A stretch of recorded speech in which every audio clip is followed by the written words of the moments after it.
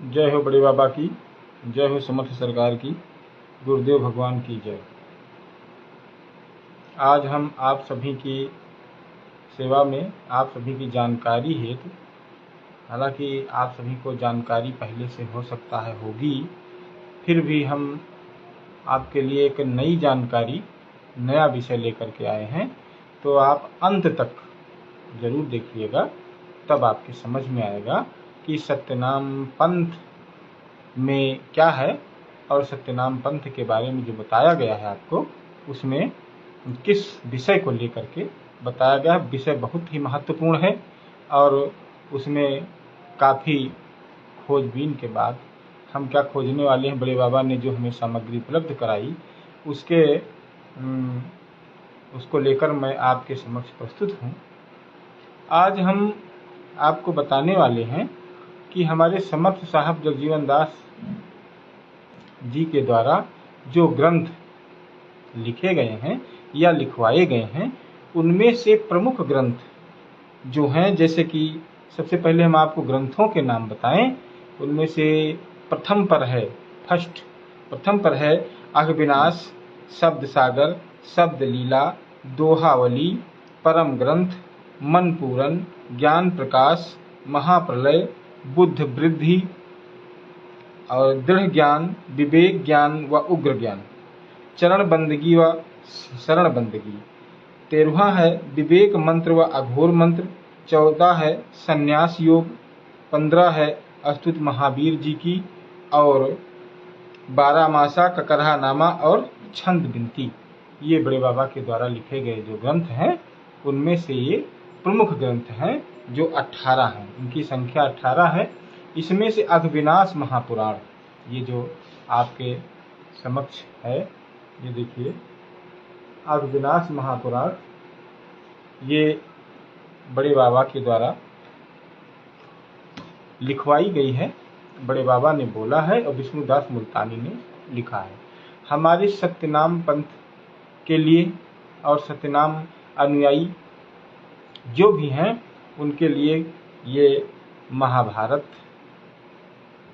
गीता या जो भी पवित्र ग्रंथ लोग अपने ग्रंथ का धर्म का मानते हो, वो सत्यनामियों के लिए उससे कहीं बढ़कर है। हम हमेशा इसकी पवित्रता का हमें ध्यान रखना चाहिए, पवित्र हाथों से स्पर्श करना चाहिए और पवित्र होकर के ही हमें अध्ययन करना चाहिए। आज हम अघविनाश महापुराण के बारे में आपको अपने क्षुद्र ज्ञान के द्वारा कुछ जानकारी देना चाहते हैं। और जानकारी हमें जो प्राप्त हुई है, ये जानकारी मोहन दादा ने एक पुस्तक लिखी थी, उसका नाम है सत्यनाम पंथ प्रदीप। उसमें जो दिया गया है, तो उसके संबंध में हम आपको कुछ जानकारी देने वाले हैं। तो सबसे पहला है अघविनाश महापुराण।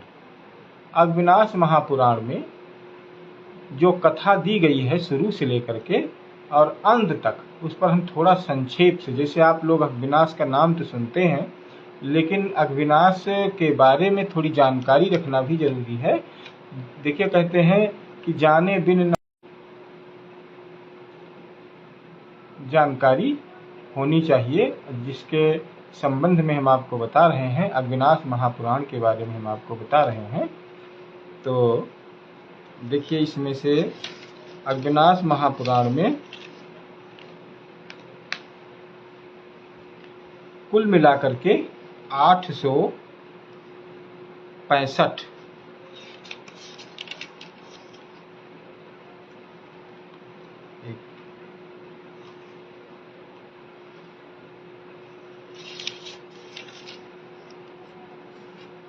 कुल मिलाकर के 865 इसमें जो दोहा है, 865 दोहों की संख्या है। और दोहा 8 चौपाइयों के बाद हैं, या कहीं कहीं कम या ज़्यादा भी हैं, परंतु 865 दोहे हैं। 865 दोहों में आप ये जान लीजिए कि शुरू से और अंत तक की जो कथाएं हैं, उसमें संक्षिप्त में, क्योंकि कथा तो बहुत लंबी है, इतना विस्तार हम नहीं बता सकते आपको, लेकिन फिर भी कोशिश कर रहे हैं कि शुरू से लेकर के अंत तक इसमें प्रमुख क्या कथाएं हैं, उनके बारे में आपको जानकारी दी जाए। जैसे पहला प्रसंग है ईश्वर वंदना का। कोई भी जब शुरू होता है कार्य तो सबसे पहले ईश्वर की वंदना की जाती है। समर्थ साहब ने सबसे पहला जो पहली लाइन लिखी है वो लिखा है, ईश्वर आज्ञा पाऊं गुणदास हुई के गाऊं, अर्थात बिना ईश्वर की आज्ञा के कुछ नहीं हो सकता। समर्थ साहब ने पहली लाइन लिखी, पहली पंक्ति लिखी है, ईश्वर आज्ञा पाऊं गुणदास हुई के गाऊं, मन प्रीतम जान के मैं चरण ते चित लाऊं, कहत हूँ कर जोरी सुनिए मोरी तुम्हें सुनाऊं, सदा राखो चित्त तुम ते कबहु नहीं बिसराऊं, सत्य रूप स्वरूप तुम्हारा सोई मैं मन साधऊं, अग विनाशम करहु जप तुम ज्ञान तत्वम आवई, हो दयालम दास पर तो ज्ञान के गुण गावई, जगजीवन दास विनती करि कहें शरण अपनी आनहु, अवगुणम अनेक कर्म मेटी दास के जानहु। तो ये प्रथम है। सबसे पहला जो बड़े बाबा ने लिखा है दोहा छंद वो यही है। तो सबसे पहले ईश्वर वंदना है, उसके बाद है ईश्वर द्वारा शिव को अघविनाश की कथा सुना। अघ विनाश, अघ का मतलब होता है पाप और विनाश का मतलब नष्ट करने वाला। अघविनाश जो पापों को नाश करे वही अघविनाश है। और वही देखिए हमारे साथ प्रशांत श्रीवास्तव जी जुड़े हैं। बड़े बाबा की जय, बहुत ही परम भक्त हैं बड़े बाबा के। बड़े बाबा की जय, भगवान सदा सुखी रखें।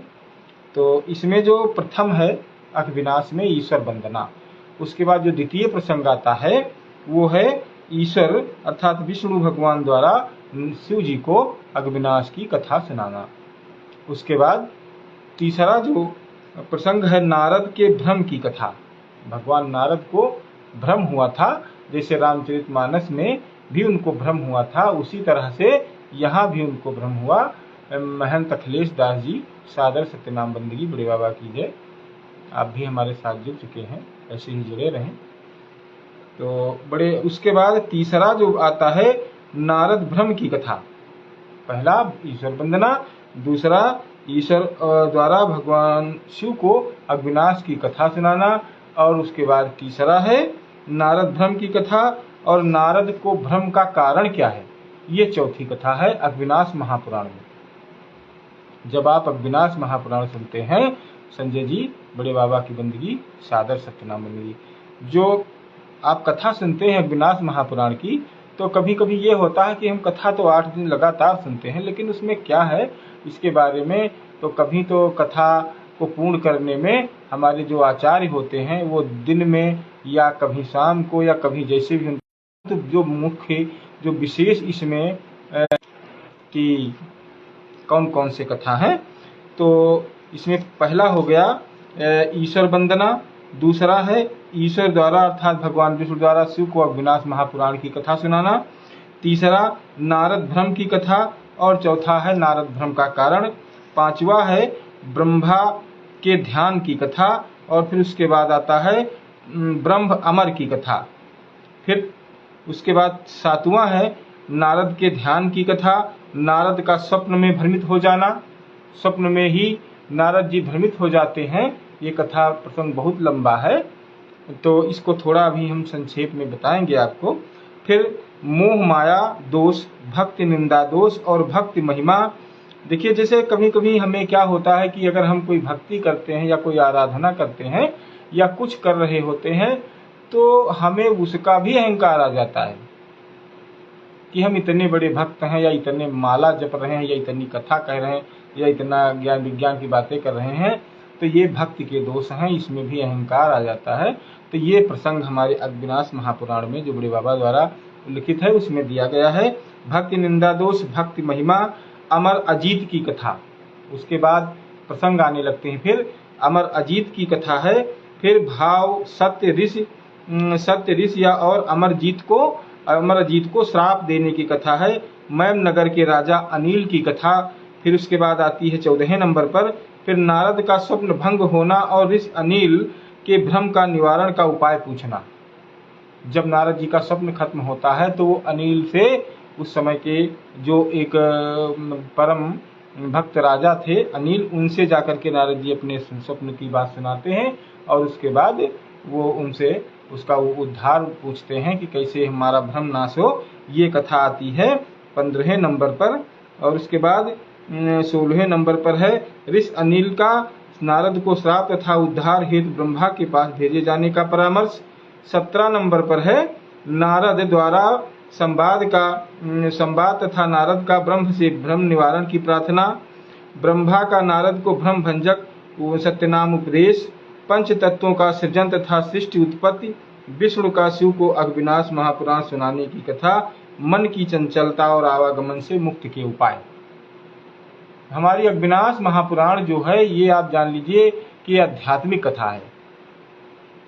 ये उस तरह से नहीं है कि जैसे हम रामचरितमानस में राम को जो है एक नायक मान करके और वहां से जाते हैं, अंत तक उन्हीं की कथा चलती है। इसमें बीच बीच में हमारे मन को समझाने के लिए मन कहाँ कहाँ से चंचलता के कारण क्या क्या सोचता है और उसमें क्या क्या कमियां आती हैं, तो इस तरह से हमारे अंदर जो दोष पनपते हैं उनमें से विशेष रूप से ये कथाएं चलती रहती हैं। बड़े बाबा इनको थोड़े थोड़े छोटे छोटे उदाहरण दे करके समझाते हैं और पूर्ण रूप से आध्यात्मिक कथा है। देखिए हमारे साथ महंत कर्मेंद्र दास जी भी जुड़ गए हैं जो एक कथावाचक भी हैं और अग्निनाश महापुराण की कथा विधि पूर्वक कहते हैं और इनके तमाम प्रोग्राम ऐसे लगे रहते हैं लगातार। वो भी हमारे साथ जुड़ चुके हैं। जय हो समर्थ सरकार की जय, बड़े बाबा की जय। तो अब हम बता रहे थे आपको कि अग्निनाश महापुराण में जो मुख्य प्रसंग हैं वो कौन कौन से हैं। तो उनमें से फिर आते हैं आगे मन की चंचलता और आवागमन मुक्ति का उपाय, ब्रह्मा के ध्यान और भ्रम की कथा। फिर उसके बाद है ब्रह्मा का भ्रम निवारण हेतु हनन्य से प्रार्थना, हनन्य ऋषि के भ्रम और ध्यान की कथा। अब देखिए हनन्य ऋषि से वो पूछने जाते हैं और हनन्य खुद ही भ्रम में आ जाते हैं। देखिए अब इसमें क्या है कि जो श्रोता हैं अग्निनाश महापुराण के वो कई हैं और वक्ता कई हैं। तो अब इसका भी एक कारण है, जैसे कि श्रोता वक्ता कितने हैं आपको बता दें थोड़ा सा, कि जैसे ईश्वर शिव संवाद है, कहीं पर ब्रह्मा नारद संवाद है, हन्य ब्रह्मा संवाद है और उसके बाद जो है शिव पार्वती संवाद है और शिव जी का और लोमस ऋषि और गणेश का संवाद है और फिर माता पार्वती, यानी कि कई लोगों का आपस में संवाद चलता रहता है। तो क्या होता है जो भक्त होते हैं सुनने वाले वो इसमें भ्रमित हो जाते हैं, भ्रम में पड़ जाते हैं कि ये कौन सी कथा चल रही है और हमें क्या सुनाया जा रहा है। इसका एक चीज आप जान लीजिए, देखिए जो अध्यात्म है ये समझने और समझाने के लिए दोनों के लिए बड़े बाबा की ही कृपा होनी चाहिए। तो इसमें ये दिया गया है, इस माध्यम से समझाने का प्रयास किया गया है कि संसार में हम अनेक प्रकार के ऐसे भ्रम जाल हैं जिनको ये करें कि वो करें, कि ये देवी पूजें, कि देवता पूजें, कि भगवान को पूजें, कि गणेश को पूजें, कि क्या करें। इस तरह से हम पूरा भ्रम में पड़ जाते हैं कि आखिर हम क्या करें और हमारी स्थिति भ्रम की हो जाती है। तो इसमें यही समझाने का प्रयास किया गया है और इनसे जो मुक्ति पाकर के आगे इस कथा का जो मूल उद्देश्य जो समझ लेता है वो इस कथा के उद्देश्य को समझता है और समर्थ सरकार को प्राप्त होता है। तो ये एक जो स्थिति बनती है भ्रम की, नारद को भी इसी का भ्रम हुआ और जो सुनने वाले हैं वो भी अगर कभी भ्रमित हो जाते, जैसे कि कई लोगों का कहना है कि हमने पढ़ना शुरू किया तो कथा हमको थोड़ा उबाऊ लग रही थी। उबाऊ नहीं है, सिर्फ आपके समझने और आपके आचार्य के समझाने के तरीके पर निर्भर करता है कि वो आपको कहाँ ले जा रहे हैं। होता क्या है कि परंपरागत कथाएं लोग कहते हैं और परंपरागत कथाएं सुनने वाले भी सुनते हैं, तो उसमें से ये अलग है। आध्यात्मिक कथा है, मन की चंचलता, मन को पकड़ने का प्रयास, मन को भगवान में लगाने का प्रयास, मन की ही सारी बुराइयां और मन को क्या क्या कहाँ कहाँ दौड़ता है मन, इसको रोकने का, इसको समझाने का जो जितना भी कुछ कथा में है वो सब आध्यात्मिक कथा है अग्निनाश महापुराण में। इसलिए लोगों के साधारणतया समझ में नहीं आती है, तो इससे थोड़ा कहते हैं कि हमारे भ्रम हमें समझ में नहीं आ रहा है। परंतु अगर समझने का प्रयास किया जाए तो आपके मन की सारी दशाओं का, रूपों का, जो मन के दशाएं हैं उनको रूप वर्णन करके उनको एक पात्र का नाम दे करके समर्थ सरकार ने समझाया है, जहां तक कि मुझे अपना मत है। उसके आगे फिर हन्य ऋषि के भ्रम और ध्यान की कथा आती है, सर्वव्यापक परमात्मा की महत्ता तथा सार तत्व। ये जो है आपके 26वां प्रसंग आता है अविनाश महापुराण के। हम आज प्रसंग के बारे में बता रहे हैं कि आप लोग जब सुनते हैं प्रसंग तो उसमें समझ नहीं पाते हैं कि ये कौन कौन से प्रसंग कहाँ कहाँ पर हैं। तो एक सीरियल वाइज जो है वो हम थोड़ा आपको बताने का प्रयास कर रहे हैं। और आप सभी को सादर बंदगी है, आप हमारे साथ सोने के समय लाइव जुड़े हुए हैं, इसके लिए बहुत बहुत आभार है। संजय जी आपका भी बहुत बहुत आभार है। और राज जी हैं, महंत कर्मेन दास जी लाइव जुड़े हुए हैं, और भी अन्य कई लोग हैं। तो उसके बाद हम 27वें प्रसंग पर आते हैं। नारद को ब्रह्मा द्वारा सत्यनाम जप व भक्ति का उपदेश देना। विष्णु शिव संवाद है आगे। ब्रह्मा नारद का सत्यनाम तत्वोपदेश। नारद ब्रह्मा द्वारा उनके मोह व भ्रम का कारण पूछना। पार्वती गणेश संवाद। मुख्य रूप से इतनी जो कथा बताएं, इसके आगे अब जो प्रमुख कथा चलती है वो पार्वती गणेश संवाद, क्योंकि पार्वती भगवान शंकर ने पार्वती को एक मूल मंत्र बताया था कि जाकर के गणेश को बता देना, वही नाम। और नाम को उन्होंने छिपाया, तो छिपाने के बाद उन्हें जो पाप लगा, पाप के उद्धार के लिए जो सप्तमी महात्म की कथा है वो इसमें आगे आती है। और वो पार्वती जी ने जो नहीं बताया था तो उनको ये पाप लग गया। पाप लगने के कारण, अर्थात उसका एक उदाहरण समझिए, जैसे किसी ने कोई संदेशा आपसे कहा या हमसे कहा कि आपसे कह दीजिएगा, हमने समझा कि संदेशा बहुत महत्वपूर्ण है और हमने उसको नहीं कहा, तो कहीं न कहीं हमारे मन में अपराध बोध होता है और वो पाप हमें लगता है। और इस तरह से हमारे मन में एक कुंठा सी जागृत हो जाती है कि हमें कहना चाहिए, लेकिन तब तक की देर हो चुकी होती। तो इस तरह से माता पार्वती के मन में ये जो आया, उस नाम को छुपाया और उसके बाद गणेश जी को बताया भी, तब तक कि उनको इस अपराध का पाप लग गया। तो उन्होंने पूछा इसका उपाय क्या है। तो आगे आता है कि पार्वती का गणेश शिव का आज्ञा बतलाना, परंतु गणेश के कपट कर शिव का आराध्य छिपाना। शिव के आराध्य कौन है, ये बात माता पार्वती ने गणेश जी से छिपाई, उसी का उनको पाप लगा। और उसका उपाय उन्होंने पूछा, तो ये पार्वती जी का गणेश की शिव उपासित सत्य मंत्र राम जप को बताना। जो राम शब्द है, यही शब्द भगवान शंकर ने माता पार्वती से गणेश को बताने को कहा था। तो गणेश जी ने अंत में आता क्या है कि ये सप्तमी व्रत रहने के लिए बताया जाता है। सप्तमी व्रत का एक पूरा प्रसंग है अविनाश महापुराण में। जो ये अविनाश महापुराण है, ये अगर आप सत्यनामी हैं तो चाहिए कि आप इसको अपने घर ले जाएं। बहुत ही सब सुलभ है, बहुत महंगी भी नहीं है, 200-250 रुपये में आपको मिल जाती है। और इसको जिसे ना भी समझ में आए तो भी पढ़ना चाहिए। तो इस तरह से धीरे धीरे जब आप पढ़ेंगे तो बड़े बाबा की कृपा होगी और आप सब समझ जाएंगे। और समझेंगे तो मन इतना आह्लादित होगा कि फिर कुछ और पढ़ने को मन ही नहीं कहेगा, लेकिन पढ़ना पड़ेगा मन लगा करके, ध्यान से। ये बात आप मान कर देखिए और करके देखिए। तो इसमें हम अब बता रहे थे आपको कि अब 41वें नंबर पर आते हैं। 39वां प्रसंग जो है सप्तमी व्रत का है अविनाश महापुराण में। फिर उसके बाद है सत्यनाम मंत्र की महिमा क्या है। सत्यनाम देखिए, राम कहते हैं, बड़े बाबा कहते हैं कि राधा वर सोई सियावर, सोई सब घट राम, जगजीवन दास 2 अक्षरा, सोई है सत्यनाम।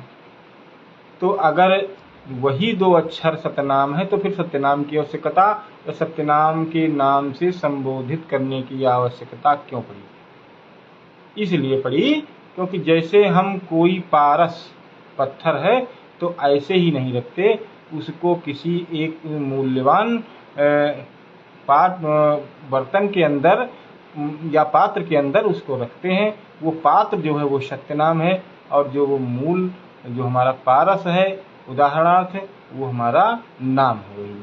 तो वही नाम माता पार्वती ने गणेश को नहीं बताया था, इसलिए उनको पाप लगा। फिर सप्तमी व्रत की महात्म की 39वां प्रसंग इसमें आया अविनाश महापुराण में। और उसके बाद आगे फिर है 41वां प्रसंग है निष्काम कर्म महात्म तथा सत्यनाम मंत्र जाप हुआ भक्ति। निष्काम कैसे भक्ति करें और कैसे जो है हम सत्य नाम मंत्र का जाप करके उद्धार करें अपने को। तो ये प्रसंग हमें 41वां प्रसंग है सत्यनाम अग्निनाश महापुराण में ये बताया गया है। तो इस तरह से हम आपको आगे बता रहे हैं कि जो 42वां प्रसंग है वो संत कौन है और असंत कौन है, ये पहचान सकते हैं आप। अगर 42वां जो है आप प्रसंग पढ़ेंगे, और ये उपलब्ध कहाँ पर मिलेगा आपको, 392 नंबर दोहा जो है वो आपको संत कौन है असंत कौन है ये अग्निनाश महापुराण लेंगे, और उसमें 392 नंबर दोहे में ये उपलब्ध है। आप पढ़ सकते हैं, समझ सकते हैं अपने गुरु से या अपने मन से, बड़े बाबा की कृपा से आप समझ जाएंगे। अगला है गणेश का उमा को अपनी गैबी होने तथा लोमस के नाम सुनने की जिसे पार्वती ने बताया। गणेश द्वारा दाधिच राजा की कथा पार्वती माता को सुनाना, लोमस को गणेश को सुनाना। ये कथाएं आगे लोमस ऋषि और दाधिच ऋषि की कथाएं आगे धीरे धीरे। राजा दाधिच को अपनी कन्या के विवाह हेतु मंत्रियों से परामर्श लिया, और फिर उन्होंने रानी साकृत के कहने पर एक उनके जो राजा दाधिच के पुत्री थी उसका नाम था शुभलच्छा। शुभलच्छा का विवाह कहाँ किया जाए ये उन्होंने अपने मंत्रियों से सलाह ली, और उसके बाद फिर अपनी रानी साकृत से सलाह ली, और फिर उसके बाद उन्होंने उनको भेजा और कहा कि जा करके एक महात्मा जी हैं और उनका जो है उनका नाम था सुरवेश ऋषि। सुरवेश ऋषि के पास जाकर के अनुनय विनय करो, और वो जब प्रसन्न होंगे तब तुमसे शादी करेंगे। ये पूरा प्रसंग चलता है आपका दोहा नंबर 448 से लेकर के और 643 तक ये पूरा प्रसंग चलता है। तो इस तरह से अग्निनाश महापुराण में जो प्रसंग आते हैं बीच बीच में कहाँ से आते हैं उसके बारे में थोड़ा हम संक्षेप में आज आपसे चर्चा कर रहे हैं। तो आप हमारे साथ जुड़े हैं, इसके लिए बहुत बहुत धन्यवाद है आपका। कुलदीप मिश्रा जी बहुत बहुत धन्यवाद आपको। बड़े बाबा की जय, सादर सतनाम बंदगी। और महंत जी भी लगातार जुड़े हुए हैं। तो आगे अगला जो प्रसंग आता है कि 54वां प्रसंग जो आता है, संतान का माता पिता की मर्यादा के लिए आज्ञा पालन करना, धर्म तथा राजकन्या शुभलच्छा का सुरवेश के पास जाना, ये प्रसंग है। उसके बाद अब आप ये समझ लीजिए कि सुरवेश मुनि जब आते हैं तो राजा को भ्रम हो जाता है और कहते हैं कि ये तो कामी है। पहले तो भेजते हैं कि जा करके वहीं पर उनको खुश करो, जब प्रसन्न हो जाएंगे तब तुमसे विवाह करेंगे। उनको आमंत्रण भिजवाया, जब आमंत्रण भेज करके वो आते हैं तो फिर क्या होता है कि राजा के मन में देखो क्या आता है, ये मन का भ्रम है। यही बड़े बाबा बताना चाहते हैं कि मन हमारा जो अभी थोड़ी देर पहले बताया कि ये जो हमारा ग्रंथ है बड़े बाबा के द्वारा लिखित, ये पूरा आध्यात्मिक है, आपके मन को बांधने का, आपके मन की दशा को बताने का है। तो अब देखिए पहले वही व्यक्ति आपसे कुछ कहता है फिर उसके बाद बदल जाता है। तो उसी तरह राजा दाधिच क्या करते हैं कि अपनी कन्या शुभलच्छा को सर्वेश मुनि को प्रसन्न करने के लिए भेजते हैं। जब वो प्रसन्न हो जाते हैं और आते हैं तो इनके मन में आता है कि ये कैसे मुनि हैं, कि ये जो है कामातुर हैं और आकर के विवाह के लिए तैयार हो गए, इतने दिन से तपस्या करते थे। और वो क्या करते हैं कि अपनी कन्या को अपनी रानी के द्वारा और स्वयं विष दे देते हैं और कन्या समाप्त हो जाती है, उसकी मृत्यु हो जाती है। तो ये कथा जो है आपको 755वें दोहे में मिलेगी, जो राजा के द्वारा ये घटना होती है वो 755 नंबर दोहा में आपको मिल जाएगी। और वहाँ से फिर 755 से 764 तक ये कथा चलती है। आगे है कन्या वध का दोष लगता है। फिर ऋषि राजा को श्राप देते हैं और राजा ऋषि को श्राप देते हैं। इसमें से कई श्राप हैं कि आगे कलयुग में ऐसा होगा, ऋषि कामनी होंगे, लालची होंगे, वो बदनाम होंगे, गलत कार्य करेंगे। और वो ऋषि देते हैं कि बाप अपने पुत्रियों का धन खाएगा, उनको मारेगा, आदि आदि करके। तो ये सारी जो कथाएं हैं ये इसी में अग्निनाश महापुराण में आपके मन को संतुष्ट करने के लिए और मन की गति को पकड़ने के लिए, समझाने के लिए, मन को मर्यादित करने के लिए ये सारी कथाएं जो है रूप दे करके और लिखी गई हैं। बड़े बाबा साहब ने लिखा है और बताया है, जहाँ तक कि इसमें हमें जो मिल रहा है या फिर जो हमारे बड़े बाबा की जो भी कृपा है उसके अनुसार हम आपको बता रहे हैं। आगे फिर है ब्राह्मण कैसे होंगे कलयुग में, दुराचारी होंगे, कुकर्म करेंगे, उस कुकर्मों का वो भोग करेंगे, तो इस तरह से, और उनके फिर उपाय क्या होगा उनको बचने का, ऐसे ये प्रसंग आते हैं आपके 803 तक, क्योंकि 865 दोहे हैं अघनाश महापुराण में, तो उसमें से आखिरी में आता है। और उसके बाद क्या है कि अंत में गणेश उमा संवाद, फिर भक्ति उपदेश, कलिकाल में सर्व उद्धार भक्ति का उपाय, एकमात्र नाम जो दिया गया। अंत में बड़े बाबा बताते हैं कि इन सब जो झंझावत, जो इतने झंझावत बताए गए हैं, इतनी समस्याएं हैं, इतनी मन आसान जो भी ये है, तो उसमें से अंत में सबसे महत्वपूर्ण क्या है, नाम। और नाम जप करके हम इस भव बंधन से, संसार से पार हो सकते हैं। ये हमें बताया गया है 803 नंबर दोहे से लेकर के और 814 तक। तो 8 से 14 के बाद फिर नारद, ब्रह्म नारद संवाद अंतर्गत कलिकाल में जन्मे मानव का आचरण एवं उद्धार एवं उपाय। देखिए अंकित यादव जी जुड़ चुके हैं, जय हो बड़े बाबा की। तो इसमें फिर उसके बाद बताया गया है 845 से लेकर के और 865 तक कि मनुष्य के जो विभिन्न पाप होंगे उनको, वो कैसे उनसे उद्धार होगा, ये सब उपाय इसमें बताए गए हैं। और अघनाश महापुराण में, क्योंकि वीडियो काफ़ी लंबी हो रही है, लेकिन अब इसमें बीच में छोड़ा भी नहीं जा सकता, तो थोड़ा और समय हम लेंगे आपका। इसमें अंत में बताया गया है कि जो अघनाश महापुराण हमारी है, देखिए जैसे ये है हमारा, अगर किसी के लिए अपना बाइबिल होगा, कुरान होगा, तो हमारे सत्यनामियों के लिए ये उससे कम नहीं है। और ये हम लोगों के लिए सबसे प्राण प्रिय ग्रंथ है, बड़े बाबा की बाणी है इसमें, और इसी से हमारे सत्यनामियों का या सनातनियों का सबका उद्धार इसमें निहित है, अगर आप मन लगाकर सुने या पढ़ें। ये लिखी कब गई है, जैसे कि हम इतना तो बता चुके, अब आप ये भी सोचेंगे कि ये कब लिखी गई और कब इसका समापन हुआ, तो इसी में अंत में लिखा हुआ है, आपको हम बता रहे हैं कि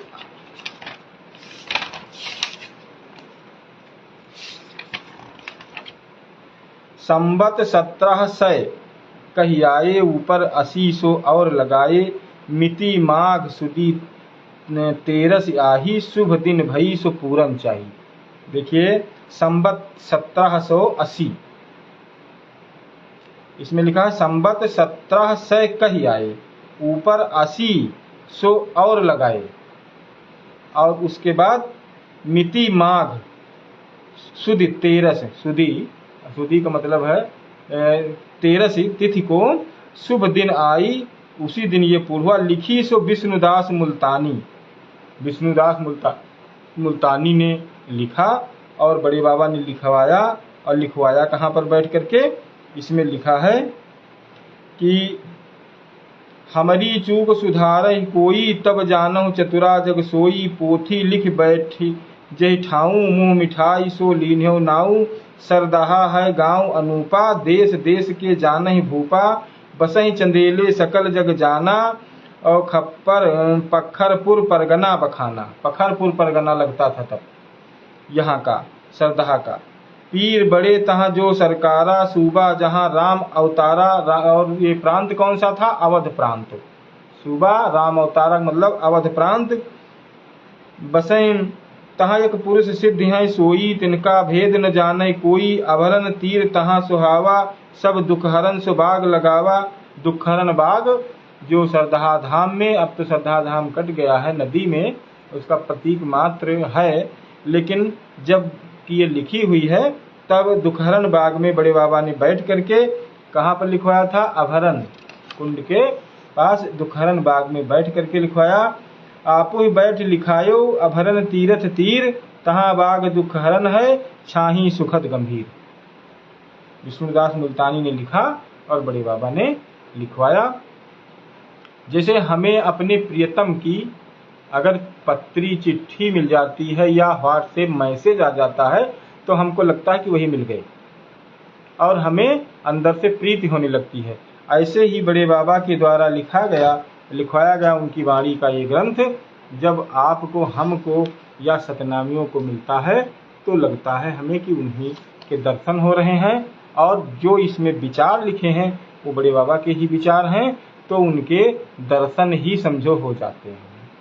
तो इस तरह से हम जो सतनामी हैं या जो सनातनी लोग हैं, जो अध्यात्म को मानने वाले हैं और शांतिपूर्ण जीवन जीना चाहते हैं, उनके लिए अभिनाश महापुराण की जो कथा है वो रामबाण की तरह है। इसको पढ़ें, समझें, या जहाँ पर कथा हो रही हो वहाँ समझें और सुने।